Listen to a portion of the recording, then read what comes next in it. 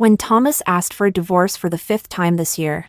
I agreed. After years of one-sided devotion, I finally chose to let go as he drifted further away from our marriage. After the divorce, I set out for a war-torn region abroad to begin my first mission as a Médecins Sans Frontières doctor. But I didn't expect the field hospital to be bombed just a week later. Most likely, I wouldn't be making it back alive. Chapter 1. As I signed my name on the last page of the divorce agreement, Thomas's cold, emotionless face finally showed a flicker of change. "Aren't you going to read the terms carefully?" he asked. I shook my head. I had already skimmed it. Half a page of assets under the woman's name. No need for details. I already knew that wealth could sustain me for several lifetimes. I slowly folded the agreement and handed it to my lawyer. Not a word was spoken the entire time. Thomas, watching this, seemed even more puzzled. This was the 5th time he'd asked for a divorce this year. I had turned him down flatly the first 4 times.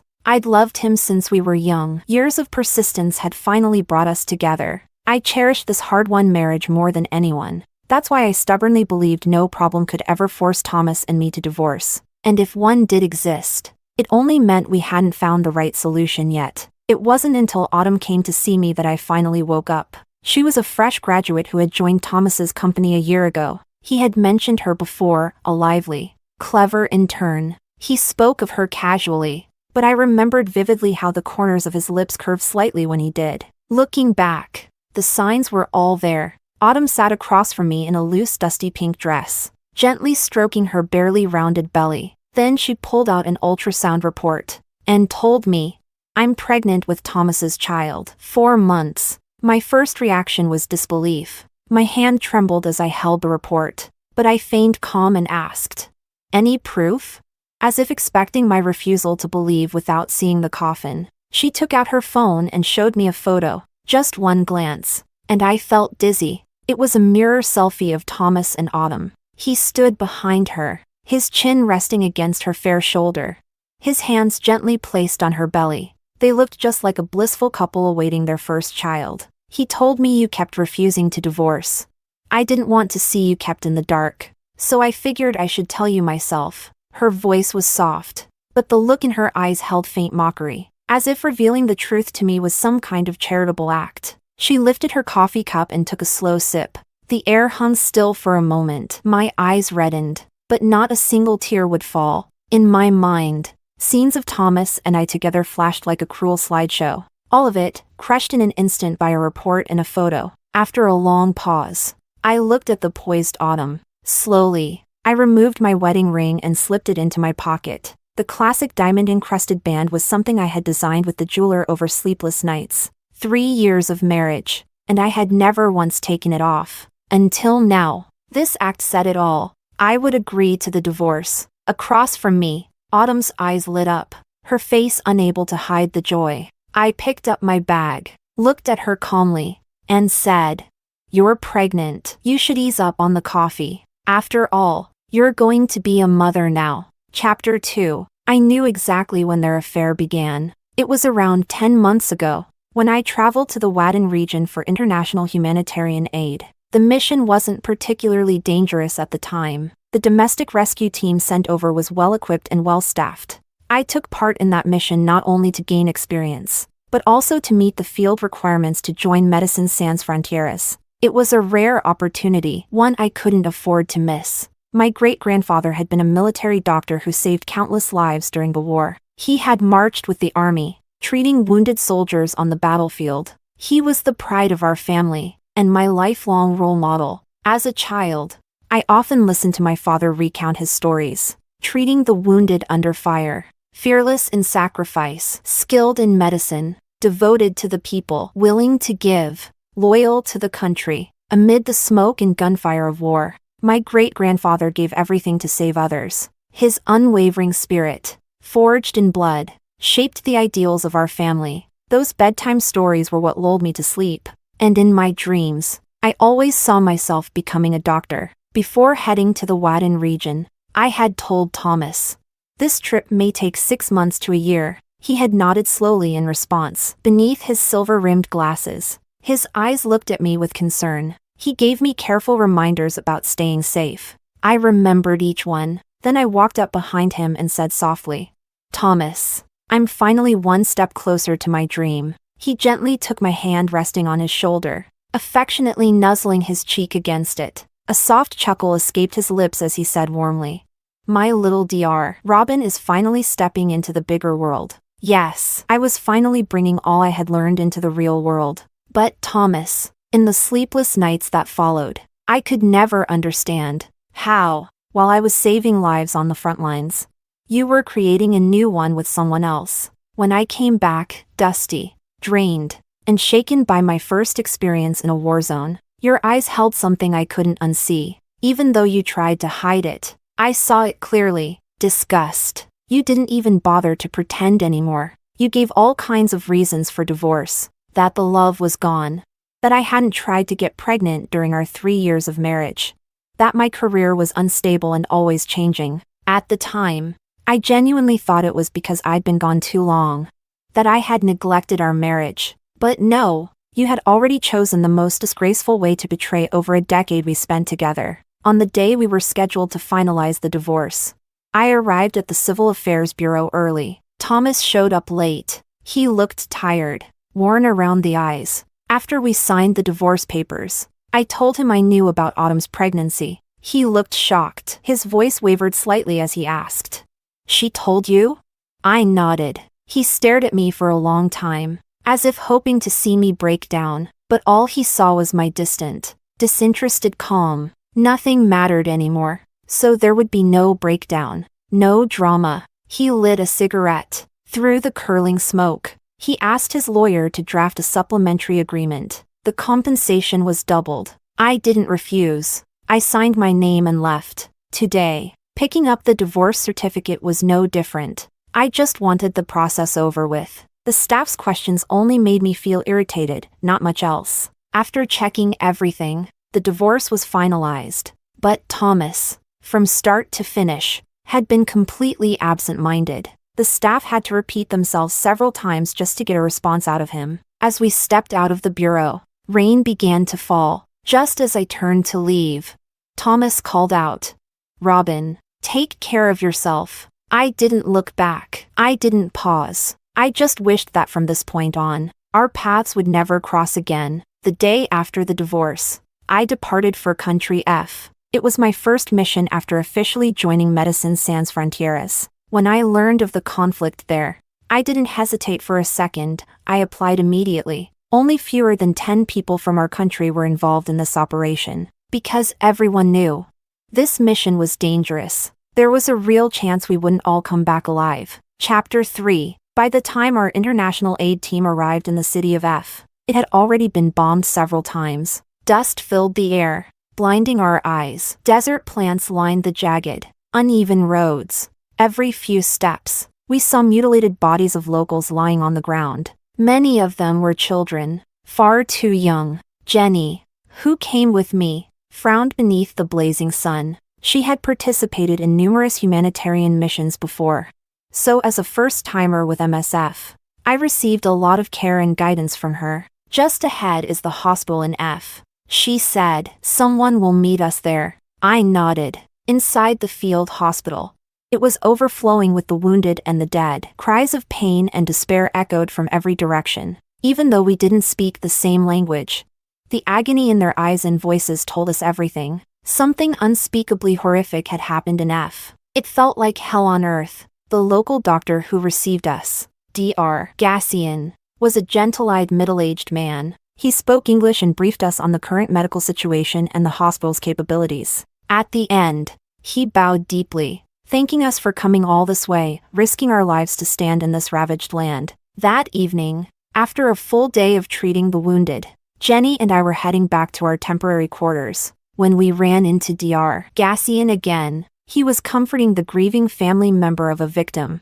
At first, every time I saw someone break down in tears, I would feel breathless and helpless, my eyes brimming. And every time, Jenny would notice, then gently tell me, "This is the path we've chosen. This is part of it. Robin, stay strong." I would wipe away my tears and nod. Under her steady guidance, I gradually adapted to the atmosphere. A few days later, When I saw another crying family, I could finally hold back the tears. My eyes only reddened. But then, the unthinkable happened. News came suddenly. Dr. Gassian's son had been brought to the hospital morgue. He was only 6 years old. When Gassian heard the news, he fell silent mid-sentence. His face turned ashen. He stood frozen for several minutes before finally summoning the courage to see his son's body. But when he saw the lifeless little boy lying on the stretcher, missing a leg, he couldn't hold it in any longer. He covered his face and wept so hard he couldn't stand. Eventually, a group of grieving families helped carry him away. As he passed me, he reached out and grabbed the sleeve of my coat. His voice trembled. "Please, save the children. Save my country." And that was the moment. The sobs I had been choking down finally burst out. The pain was overwhelming, and I began to lose consciousness. In that haze, I felt like one of the countless refugees who had lost loved ones here, alive, but lifeless, crying. I turned to Jenny, my whole body shaking. He saved so many people. Why couldn't he save his own child? Jenny didn't answer, but I knew she understood even more deeply than I did. She had a 5-year-old daughter, standing beside me. She sighed and wept. At that time, we thought, if this experience were a book, we had just reached the darkest chapter. We didn't expect. Chapter 4. The next day, the third batch of humanitarian supplies from our country arrived. Jenny and I were assigned to help distribute them at the landing site. Once the supplies were handed out, we got back in the truck to return to the hospital. But suddenly, we heard a series of explosions from the direction of F's Field Hospital. My hands clenched the truck's door handle. I looked at Jenny in panic. "The hospital? It's not." Before she could answer, a giant boulder, thrown by a nearby explosion, hurtled toward us. Boom! A violent crash. My world went black. In the final second before I lost consciousness, I saw my phone light up with an incoming call. The last character looked like yen. I used all the strength I had left to press accept. Then everything faded. When I woke up, it was already the following evening, and 4 was still in my hand. I opened my eyes and tried to move, but my limbs were numb and aching. That's when I noticed a small boy beside me, dark-skinned, from the city of F. His clear, childlike eyes stared at me without blinking. When he saw I was truly awake, he beamed with joy and dashed out of the tent, shouting something in a language I couldn't understand. Soon, he returned with a local doctor, Dr. Bruno. After a brief checkup, Bruno confirmed that I had no major injuries. As I slowly recalled the explosion, I gripped Bruno's hand, panicked. "Doctor, what happened to the hospital? I heard the explosions. It came from that direction." I imagined it, right?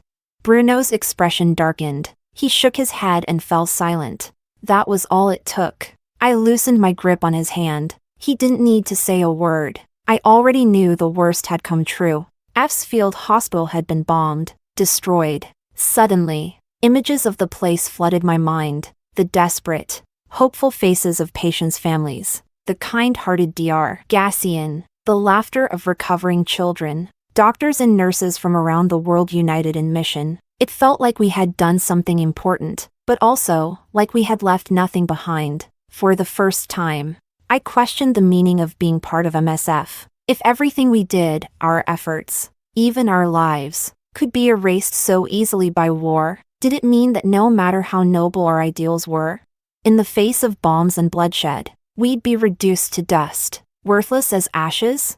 Bruno's voice pulled me out of my thoughts. I looked at him blankly. "Ms. Jean, this is a temporary relief site for citizens of F. 5 kilometers from here is the embassy of country F. We received word your family is waiting there for you." F's embassy bordered this war-torn city, but nearly all refugees trying to cross were turned away. Masses of displaced people had gathered here at the border, though all born from the same land. Survival meant they had to watch their own people be slaughtered, powerless to stop it. "Ms. Jean, if you wish to go to the embassy, I can arrange a vehicle." Expressionless, I nodded. I glanced around the tent, but didn't see Jenny. She had been with me in the same car yesterday. Logically, she should have been treated alongside me. A wave of dread surged in my chest. "Dr. Bruno, where's Jenny?" He furrowed his brows slightly, the name unfamiliar at first. After a moment of thought, realization dawned. Jenny, the short-haired doctor? She woke up this morning and went to the nearby refugee camp to assist. A breath of relief escaped me. She was alive. My only comfort left. We hadn't known each other long. But, to me, she was my sole support in the midst of this chaos. It was because of her that I was able to keep going. All right, Dr. Bruno. If you see her again, could you tell her something for me?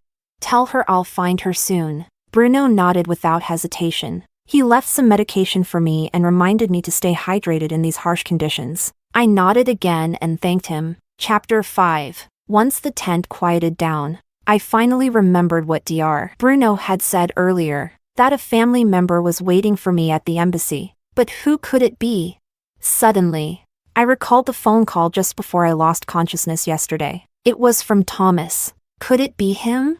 No way. He was probably busy preparing to marry Autumn. There's no way he would come looking for me. With that bitter thought, I lifted my arm, trying to reach the cup of water on the table. Before I could, the little boy beside me stood up and handed it to me. He was wearing a Mickey Mouse t-shirt, stained and dusty but still endearing on his tiny frame. He had been sitting quietly by my side all this time, clearly staying to take care of me. I asked him in English what his name was. He tilted his head in slight confusion, then responded in a soft, childlike voice, Hamai. I reached out and gently patted his head. Then I took an apple from the care package Dr. Bruno had left behind and handed it to him. Hamai looked up at me with his onyx black eyes, his expression shy and uncertain. He hesitated, but I firmly placed the apple in his hands. This is an apple, I explained. In China, it symbolizes peace. Hamai stared at the apple,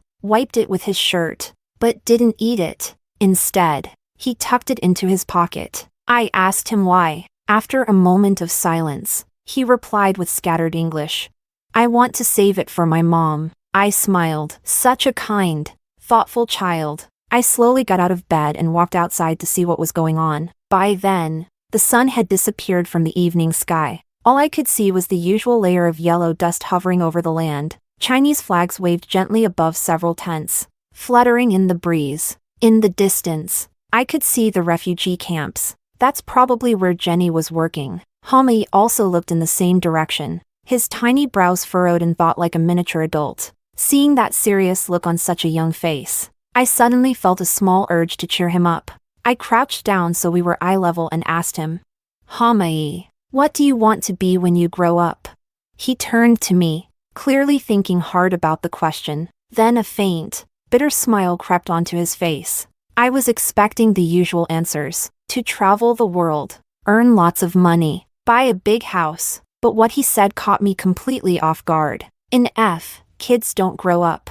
The hand I had lifted to smooth out his shirt stopped in midair. My smile froze. A sharp sting hit my nose. I stared at this child, born into war, raised in it, no more than 5 years old, yet already more aware of his fate than most elders. He said he wouldn't grow up. I forced a small smile, trying to treat his words like a child's silly joke. No, Hamai, you will grow up, I said gently. When you do, you can come to my country. I'll show you around that beautiful land. At the mention of China, his eyes finally brightened. He told me his mother had talked about it, how China had big, silly pandas, the longest, grandest wall in the world, and delicious hot pot and roast duck. He hadn't seen any of those things yet, but he wanted to. I nodded and extended my pinky finger. He looked curious. We do this in my country, I said. It's called a pinky promise. It means two people have made a deal, and the one who breaks it gets punished. With his tiny voice, Hamai mimicked my words, excitement blooming across his face as he locked his pinky with mine. At the time, I truly believed the war would one day end, and for those of us who had already lost so much, there would be nothing more left to lose. Chapter 6. When I arrived at the embassy, I saw my parents waiting anxiously in the reception room. And Thomas, he had actually come. My parents sat on the couch, faces heavy with worry. Their eyes were slightly swollen. The moment they saw me, their expressions finally softened. My mother pulled me into a trembling hug, whispering, "Robin, you're safe. Thank God you're safe." I tried to keep my emotions in check, not wanting them to worry more because of my weakness. But after holding it in all this time, my tears finally fell when I saw their faces. "Robin, this place is too dangerous. Please, come home with us," my father pleaded. At that moment, the fear and dread in my heart surged to their peak. I almost nodded. I was just about to agree, when I remembered Jaime's face as I left, and the apple stuffed in his little pocket. The urge to leave. I stopped it right there. It wasn't time yet, because the bullets hadn't turned into doves. "I'll be fine, Mom. I won't be going near the front lines anymore. Our team is staying at a nearby refugee camp. It's much safer there." My mother still didn't look at ease, but seeing the firmness in my tone, she stopped trying to persuade me. Instead, she pulled me toward Thomas, trying to use him to sway me. After all, both sides of the family knew that while I could be stubborn, Thomas had always been the one person I'd listen to. Back when I insisted on going to Wuhan at the onset of the pandemic, no one could change my mind, until Thomas stepped in and talked me down. But things were different now. Those days were long gone. I no longer listened to anything Thomas had to say. I glanced at my parents, still clearly unaware. Apparently, Thomas and I had silently agreed not to tell either side that we were already divorced. It wasn't until I stood in front of him that I really saw his face. After about 2 weeks apart, Thomas's eyes were bloodshot and ringed with fatigue. The man who always cared about appearances now had stubble covering his jaw. His blue pinstriped shirt was rumpled, the suit wrinkled and disheveled. "Robin, listen to your parents. Let's go home," he said. I shook my head and met his eyes calmly. I had no intention of telling my parents the truth, not because I still felt anything for him, but because I didn't want them, after traveling all this way, to endure another blow. Seeing my cold and firm attitude, Thomas lowered his head in defeat. He must have known that nothing he said could shake me anymore. A moment later, as if making some great decision, he lifted his head and said to my parents with false confidence, "Don't worry, I'll talk to Robin outside. If she insists on staying, I'll stay with her to ensure she's safe." I won't lie, I was surprised. But more than that, I found him pathetic. Once outside the embassy, I couldn't hold back anymore. "So, Thomas, when did you become the devoted type? You're just going to abandon the child growing in Autumn's belly and come risk your life with me?" He didn't respond. He just looked at me, eyes full of guilt and some twisted version of tenderness. It made my skin crawl. "Please don't look at me like that," I said, trying to keep the revulsion out of my voice, but I must have touched a nerve. His nose turned red, and his voice cracked as he finally spoke. How could you come to such a dangerous place alone? Robin, do you have any idea when you answered the phone that day but didn't speak? All I heard on the other end was bombing. I thought you were dead." He took a deep breath and walked to the side. Turning away, he wiped at his eyes over and over with the back of his hand. I didn't sleep a wink. I got on the next flight and came here as soon as I could. "Robin, if you'll come back with me, I'll agree to anything." Anything. The Mediterranean autumn evening was mild, but the wind still carried a chill. Funny how, 3 years ago, Thomas and I had visited this very place together. Back then, during our honeymoon, we traveled across half of Eurasia. One night, under the same kind of autumn breeze, he had held me and said, "This climate is so comfortable. Once we have kids, we should come here every year for a 2-week vacation." But those vows had long since blown away with the wind. Now, as I looked at the tall, worn-out man before me, his face still strikingly handsome despite the fatigue, I let out a soft, cold laugh. "What if I told you to make Autumn get an abortion?" His expression froze, his face twisted in hesitation, in conflict. He clearly hadn't expected me to say that. After a long pause, he finally looked up and answered me, "Okay, I'll make her terminate the pregnancy, but you have to come back with me right now." I scoffed even harder, lifting my wrist. I smoothed back my hair. Seeing his confusion, I said, "Thomas, who do you really love?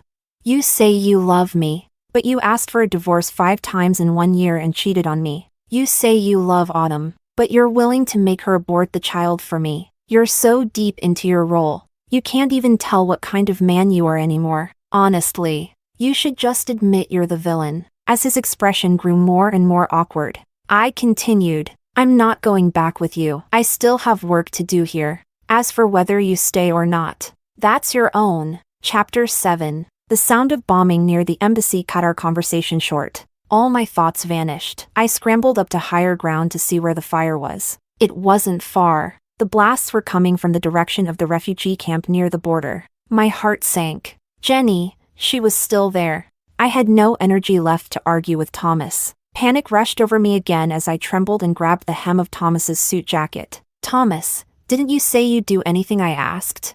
Then forget what I said about Autumn and the baby. If you want to be with her, then be with her. I only have one request. Take me to the camp, right now. Thomas was surprised by how quickly my attitude shifted. But once he came to his senses, he actually laughed in disbelief, furious. Robin, have you completely lost your mind?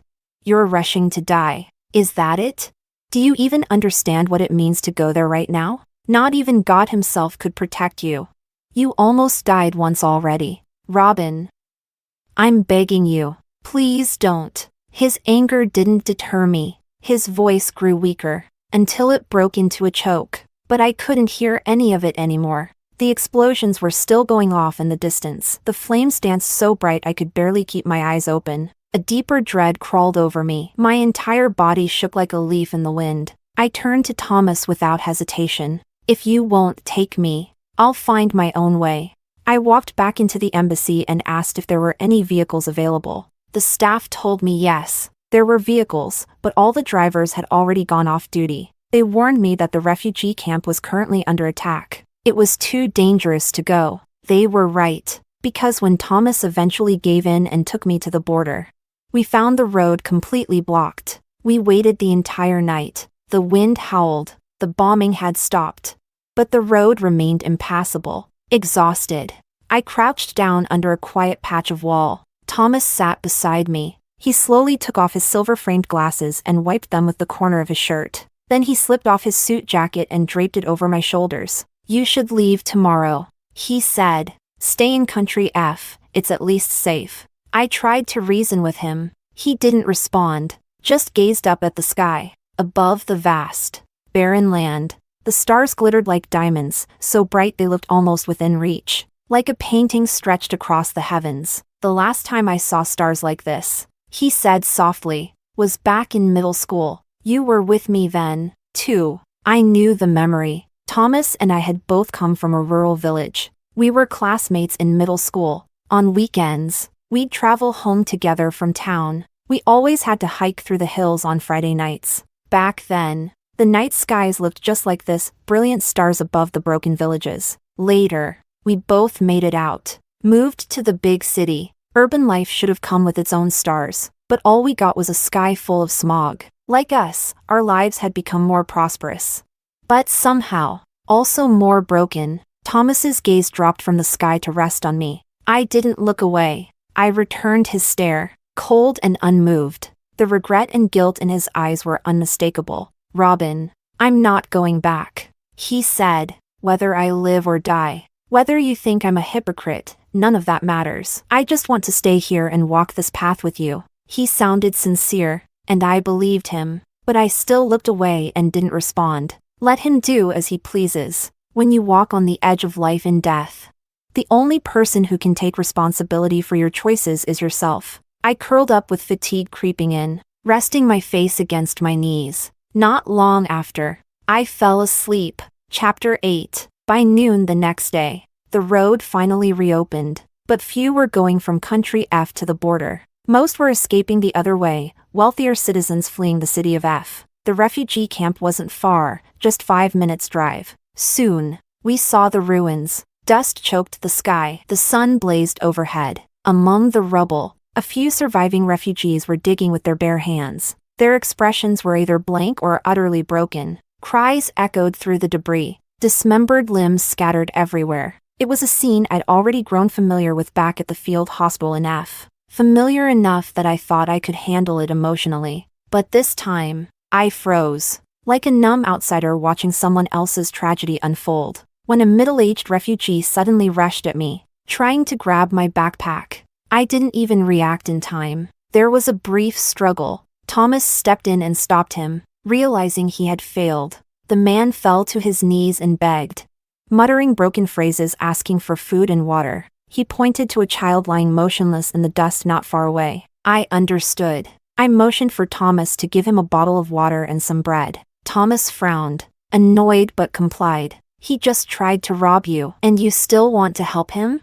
I packed the rest of our supplies tightly in my bag and answered, I know this isn't enough for more than 2 or 3 people, but if we start a conflict now, it'll only draw more attention, and these supplies will vanish in seconds. It'll bring trouble. We need to move. Finding Jenny is more important. We circled the edges of the ruined camp. Eventually, near the eastern side of the rubble, we saw her. Jenny. She was still alive. There were a few makeshift bandages on her arms. Her face looked pale. She had clearly been working nonstop. Jenny. I'm here. She paused at the sound of my voice. When she turned and saw me, she froze, then gave me that familiar smile. The one she always used to calm me down. You should rest now. I told her. Let me take over from here. I walked toward her and glanced at the injured refugee she'd been treating. Jenny nodded without a word. As she stood up, I handed her a bottle of water. When she took off her gloves, I saw her palms, full of calluses and cuts.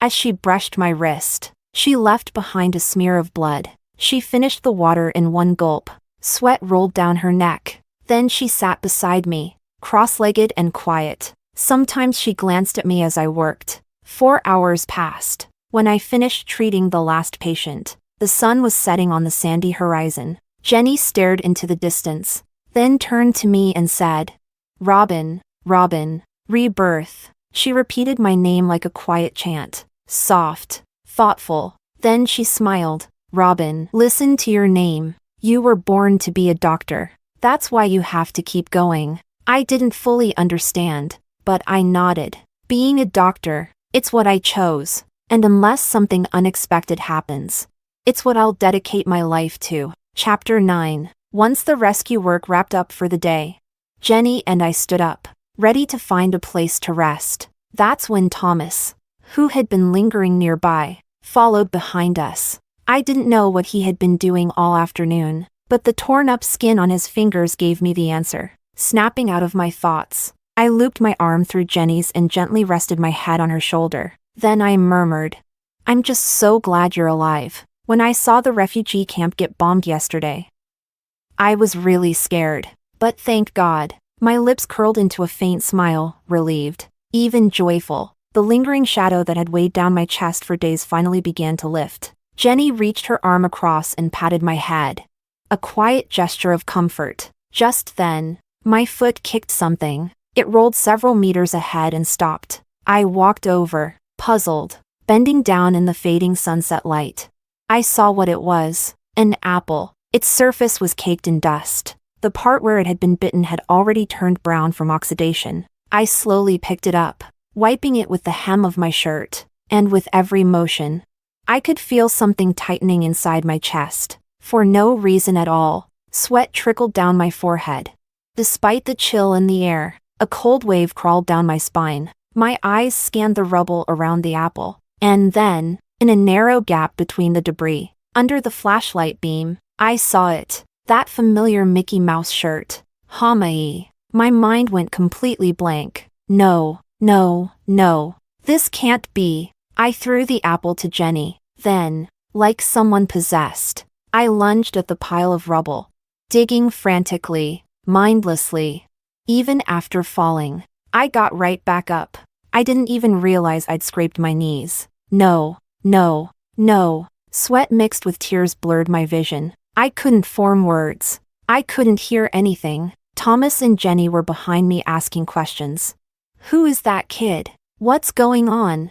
But I blocked it all out. All I could do was dig, hands trembling, scraping, bleeding, moved by instinct, by something deeper than thought. By the time I came back to my senses, my fingertips were covered in open wounds. Blood dripped freely as I finally uncovered Hamae. His small body was already cold, I was a doctor. More than anyone. I knew. He was gone. I took off my jacket and gently laid it over him. Then I cradled him in my arms. 5 years old. Little Hamai, who always acted like such a grown-up. Why? Why was he so light? Children in F, don't grow up. His words echoed in my mind. Over and over. Like a curse I couldn't shake. Each time I touched his cold skin, it replayed again. Children in F, don't grow up. As dusk fell, I wandered aimlessly on weak, unsteady legs. Eventually, I found a quiet corner off the road. There, I used rocks to dig a shallow grave, and gently laid Hami to rest. Once he was buried, all that remained was a tiny mound of earth. I opened my backpack, took out 2 clean apples, and placed them in front of the mound. Hamai, this time there are 2 apples. You don't have to save them both for your mom. You can eat one. 2. Chapter 10. Preliminary assessment. She's developed a serious case of post-traumatic stress disorder. That's what Bruno told Thomas. After I was woken by a nightmare for the 9th time in the middle of the night. Panicking. Spiraling out of control. The bombings and war-torn scenes kept looping in my mind. And my body reacted far beyond normal. She's lost the ability to regulate her emotions. Bruno said calmly. She needs immediate psychological intervention. The moment I saw Hami's lifeless body, the last string in my mind finally snapped. All the stress I'd bottled up since arriving in F City after the divorce, all the fear buried deep inside, burst forth like a flood. I looked at Jenny, who had come to visit me, and asked quietly, "Am I acting like a deserter?" Jenny shook her head and slowly placed her hand over mine. Her voice was soft, laced with exhaustion. She looked so tired. Robin, I've been with Medicine Sans Frontieres for 4 years now. And even for me, this has been the most brutal war I've ever experienced. No exaggeration. So for your first humanitarian mission to end up like this, it's already remarkable that you lasted this long. I lowered my eyes and slowly tightened my grip on her hand. Thomas had already booked the flight to bring me home. A doctor who could no longer save lives had no place in a war zone. All I would do now is take up space and resources. Even the aid team had gently urged me to leave. Jenny saw the numbness in my face and continued to comfort me. Don't be sad, Robin. Wait for me back home, okay? When I return, we'll go travel together, unwind a bit, leave everything here to me. For now. Looking at her, barely holding herself together while still trying to encourage me, I finally nodded slowly. After returning to my home country, I began treatment for PTSD, transcranial magnetic stimulation and EEG therapy. But due to prolonged exposure to both treatments, my memory began to deteriorate. I slept longer each day. Every time I opened my eyes, I'd see Thomas standing silently by the window in my hospital room. He had changed. Ever since going to F City, the restlessness in his gaze had faded. Now, whenever our eyes met, I saw a mess of remorse, longing, and sorrow swirling inside. He always looked like he wanted to say something, but never found the words. Nearly every time, I told him not to come again, but it was like he never heard me. Not a single day did he miss. One early autumn evening, I was resting. Suddenly, voices arguing broke out just outside my door. A young woman was crying and yelling, "Thomas, I already did what you asked. I had the abortion. So why are you still breaking up with me? I don't even care about being your wife anymore. Just let me stay with you. Please. I really love you." Autumn's voice echoed sharply in the hospital hallway. I wanted to get up and remind them this was a hospital, not a place to scream. Is it because of her? That damn Robin? She's the reason I lost my child. She's haunting you, isn't she? Still clinging to you like a ghost. I'll kill her. Then we can finally be together. Hearing this, I sighed and rubbed my forehead. Just what kind of psycho has Thomas gotten involved with? Just as I was about to get out of bed to shut them up, I heard Thomas roar outside. That's enough. If there's someone to blame, it's me. Don't bring up Robin. I've already compensated you. Don't be ungrateful. If you dare to lay a finger on her, don't blame me for what I'll do next. His voice was cold, sharp, and filled with threat. Autumn went completely silent. A few minutes later, Thomas returned to the room. I was staring at the television news. Thomas. Let me say this again, I said without even turning my head. You don't need to come anymore. I won't go back to you. Not now. Not ever. Thomas pretended not to hear. He picked up my cup, intending to pour me some water. I snatched it from his hand and smashed it hard onto the floor. Don't you understand human language? I said, get lost. Are you deaf? Glass shards scattered all over the floor. I stared him down, unfiltered hatred in my eyes. He froze for a second, then slowly looked up at me. His eyes were red, slightly teary. His gaze held hurt, sorrow, and despair, but he said nothing. That tall man crouched down at my feet and started picking up the glass pieces with his bare hands, just as I was about to say something more. The news broadcast caught both our attention. The UN General Assembly has passed a resolution on the F region, with 130 votes in favor and 4 against. The resolution calls for an immediate and sustained humanitarian ceasefire and the urgent delivery of basic supplies and services to civilians across the F zone. My eyes gradually shifted to the screen. It had been 2 months since the war began. Finally, the international community was stepping in. Jenny, she should be able to return home soon. Just a week ago, she messaged me saying she was safe. Thomas also turned his eyes to the screen. Seeing my mood softening slightly, he gently spoke. I'm sorry, Robin. I really failed you before. After going to F City, I've reflected on everything. I know it's too much to ask for forgiveness, but I hope you'll at least let me help you during your recovery. Whatever peace I'd begun to feel shattered again. I didn't respond. I simply pointed at the door, telling him to leave. Chapter 11. Not long after the humanitarian ceasefire between the F City region and Country G, Country G began to gradually withdraw from the conflict due to immense international moral condemnation and the mounting negative political impact. Finally, after 2 months, both sides ceased hostilities. Around the same time, my condition also came under effective control and treatment. After being discharged from the hospital, I only needed to return for treatment every other day. That morning, I was at home preparing breakfast while the news played on the television. The international segment began reporting on the post-war recovery in Country F. Seeing the refugees start to smile again under the support of the international community lifted my spirits. I was just about to pour cat food for my silver-shaded British short hair when the news anchor's somber tone broke the air. During the FG conflict, many of our nation's international rescue workers went to the war zone to offer humanitarian aid, demonstrating our country's commitment to global compassion. As refugees fled through the night,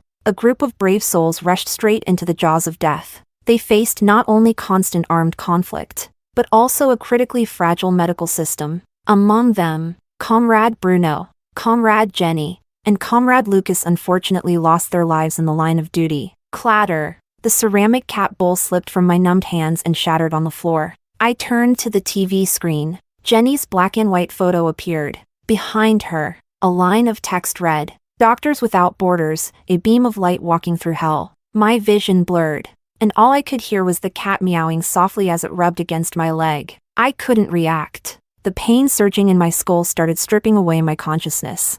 I couldn't fully grasp the reality that Jenny was gone. I should have been devastated, but all I could think about was what she said before leaving. When I come back, let's take a relaxing trip together. Jenny, it seems we won't get to do that anymore. Just then, my alarm went off. It took me a long while to pull myself together and realize I only had half an hour left until my doctor's appointment. Maybe I should have stayed and rested?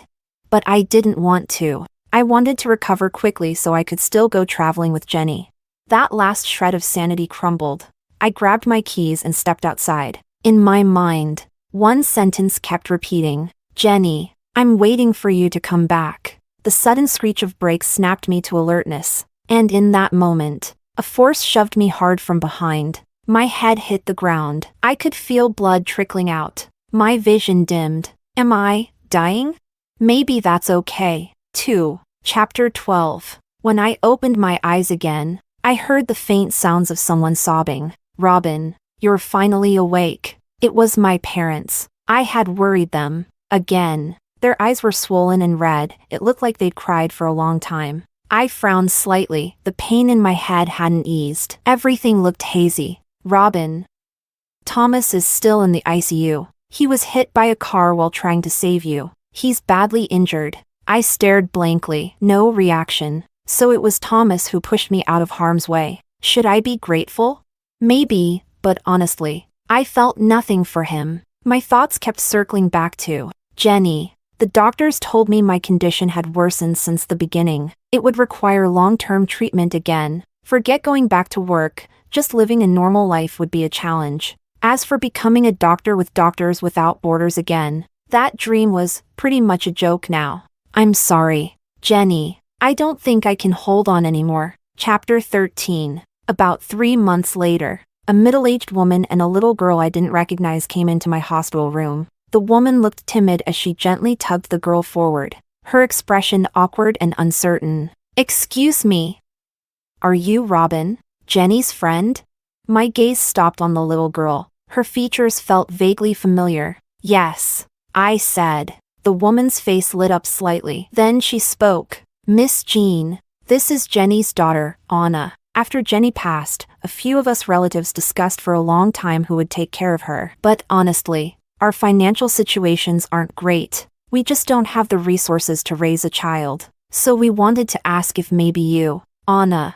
I murmured softly. So this little girl was Jenny's child. I'll take her in, I said, cutting the woman off before she could finish. She's Jenny's daughter. Of course. I'd raise her. Anna's arrival changed everything for me. Looking closely, her facial features were strikingly similar to Jenny's. Even her personality carried that same carefree, generous spirit. Once I had mostly recovered, I moved with Anna to another coastal city. The doctor had said a peaceful, unfamiliar environment would help my mental state. So I settled into a seaside villa. The settlement I received from divorcing Thomas was more than enough to support Anna and me for the rest of our lives. Some time later, I heard from others what had really happened. In that car accident, Thomas had been severely injured while protecting me. Though he survived, the impact left him permanently disabled. He would spend the rest of his life in a wheelchair. As for the driver who hit us, it turned out, whether by fate or coincidence, it had been Autumn. Eventually, Autumn was convicted of attempted murder and sentenced to life imprisonment just the day before. Back then, outside the hospital, all those insane ramblings she'd said, turns out, she really meant them. I gently stroked Anna's hair as she sat beside me watching cartoons. She looked up at me, confusion flickering in those strong, determined eyes she'd inherited from her mother. You look so much like her, I said. Anna nodded, then tucked her head into my lap. Sleepily, she mumbled, Auntie Jean. I want to hear more stories about Mommy. Can you keep telling me? Her soft, milk-sweet voice made the corners of my mouth lift in a smile. She really loved hearing these stories. She even longed for them. Your mommy, you know, joined her first overseas mission with Doctors Without Borders in a faraway place. I began. There, a 14-year civil war had just ended, and millions of people had been displaced. She once told me that babies there were named by the day of the week they were born, Monday to Sunday. Only those who survived their first week would receive an actual name. A year later, she went to Hoscon. Half an hour later, Anna's breathing turned soft and steady. She'd fallen asleep, under the warm, dim light. I could hear the sound of waves crashing gently outside on the balcony. I told Jenny stories every night, her medical missions, her bravery, as Anna's bedtime tales. I told her that her mother was a hero. She couldn't stay with Anna, and maybe she hadn't been a perfect mother, but she was a great doctor. A doctor who walked the world, a Chinese doctor with no borders. As the waves echoed in the night, sleep began to tug at me too. In that drowsy haze, everything around me felt like it had returned to my childhood. Back then, I too had sat under candlelight, listening to my father tell stories of my great-grandfather, how he became a battlefield medic during the war. He passed that dream on to me, and now, I wanted to pass on the dream of sending white doves flying across the world. Chapter 14. 2 years later, a new country was formally established on the original territory of Country F. The hard-won peace, fought over so many years, had finally arrived. That summer, when Anna was in 3rd grade, I took her on a trip to Beijing. One afternoon, while we were climbing the Great Wall, a little boy suddenly grabbed my hand. I turned around. It was a foreign child. He looked about 5 or 6 years old. His obsidian-like eyes stunned me for a moment. In his hand, he held 2 small flags. The boy looked up and, in tender, childish English, asked, "Can you take a picture of me and my mommy, please?" My nose suddenly stung with emotion. I nodded and crouched down to help the little boy and his mother take a few photos, capturing the moment. And just like that, a memory came flooding back to me. That boy from F City, his pockets bulging with apples. His name was Hamei. He once made me a promise that one day, he would come to China to see the longest and greatest wall in the world.